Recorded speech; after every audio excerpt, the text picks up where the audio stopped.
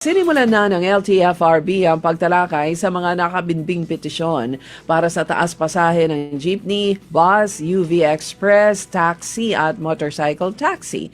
Ayon kay LTFRB Chairperson Attorney Vigor Mendoza II, sinusuri na ng ahensya ang angkop ng mga dagdag pasahe kasunod ng pagtaas sa presyo ng langis.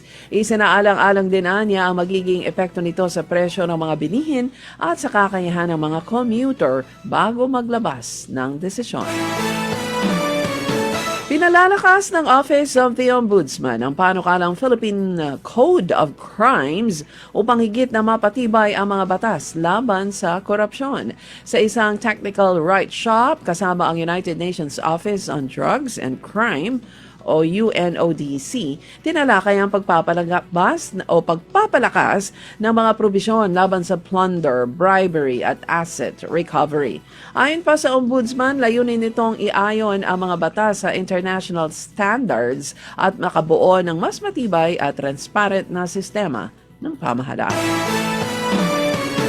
Maaring mag-supply ng kuryente ang mga nuclear power projects sa planong AI at Semiconductor Hub sa New Clark City sa Tarlac.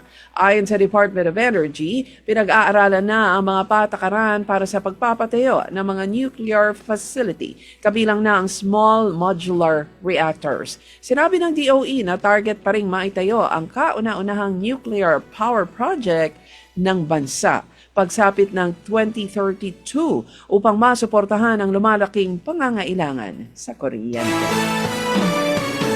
Iniharap ng Pilipinas sa United Nations Commission on the Limits of the Continental Shelf o CLCS ang bahagi ng claim nito para sa Extended Continental Shelf sa West Philippine Sea.